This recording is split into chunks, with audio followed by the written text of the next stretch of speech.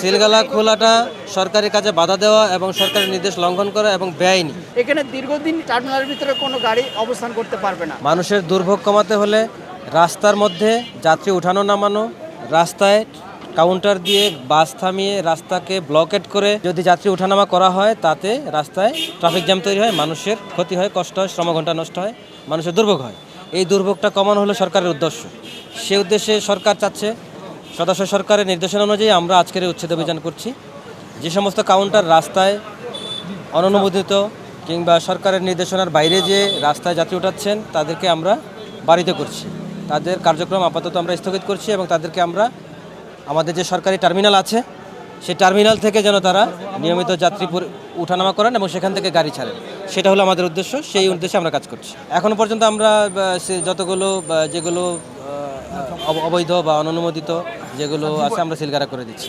এখনও পর্যন্ত কোনো জরিমানা করিনি। সিলগালা খোলাটা সরকারি কাজে বাধা দেওয়া এবং সরকারের নির্দেশ লঙ্ঘন করা এবং বেআইনি। সেবার আইনের বিরুদ্ধে কাজ করলে তার বিরুদ্ধে সেই আইনানুগ ব্যবস্থা গ্রহণ করা হবে এবং সেটা অপরাধ হিসেবে গণ্য হবে। বাস টার্মিনালের ভিতরে প্রত্যেক পরিবহনের কাউন্টার আছে, সেখানে তাদের জন্য বরাদ্দ দেওয়া আছে, সেখান থেকে তারা বাস। আজকে আমাদের যতক্ষণ পর্যন্ত আমাদের কাজ শেষ না হবে, আমরা অভিযান চলবে। এখনও পর্যন্ত প্রায় 100-র মতো কাউন্টার আমরা সিলগালা করেছি, আমাদের চলমান আছে। ওনার ট্রেড লাইসেন্স কিসের উদ্দেশ্যে নেওয়া আর উনি কী উদ্দেশ্যে ব্যবহার করছেন সেটা বুঝতে হবে। উনি এক উদ্দেশ্যে ট্রেড লাইসেন্স নিয়ে অন্য উদ্দেশ্যে ব্যবহার করা তো উনি পারবেন না। ট্রেড লাইসেন্স যে উদ্দেশ্যে আপনি নিয়েছেন, আপনাকে সেই পারপাজে ব্যবহার করতে হবে, অন্য পারপাজে আপনি ব্যবহার করতে পারবেন।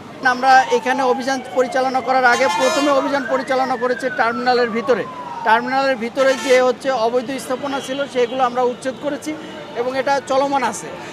আর এই অবৈধ যে স্থাপনাগুলো আছে, এগুলো আরও কয়েকটা বাকি আছে, সেগুলো উচ্ছেদ হবে। প্লাস যারা এইখানে গাড়ি দীর্ঘদিন ধরে ডিপো হিসেবে ব্যবহার করছে, তাদেরকে আমরা নোটিশ দিয়েছি, তারা গাড়িগুলো সরিয়ে নেবে এবং গাড়ি জাস্ট আসবে, এসে এখান থেকে যাত্রী নেবে, যাত্রী নিয়ে চলে যাবে। এখানে দীর্ঘদিন টার্মিনালের ভিতরে কোনো গাড়ি অবস্থান করতে পারবে না। আর এটা আমরা এনশিওর করতে পারলে আমাদের দুর্ভোগ বলি বা আমরা যেটাই বলি কেন, যাত্রীদের এখানে স্থান সংকলন করা সম্ভব হবে। একটি জরুরি ঘোষণা অতদ্বারা সকলের অবগতির জন্য জানানো যাচ্ছে যে ঢাকা দক্ষিণ সিটি কর্পোরেশন আওতাধীন এলাকা সায়দাবাদ বাস টার্মিনালের বাইরে সকল ধরনের কাউন্টার আজ থেকে বন্ধ ঘোষণা করা হলো। অন্যথায় যদি পরবর্তী সময় খোলার চেষ্টা করেন, নির্বাহী ম্যাজিস্ট্রেটের অধীনে আপনার কাউন্টার সিলগালা করে দেওয়া হবে এবং আপনাকে আইনগত ব্যবস্থা নেওয়া হবে। আদেশক্রমে নির্বাহী ম্যাজিস্ট্রেট, ঢাকা দক্ষিণ সিটি কর্পোরেশন।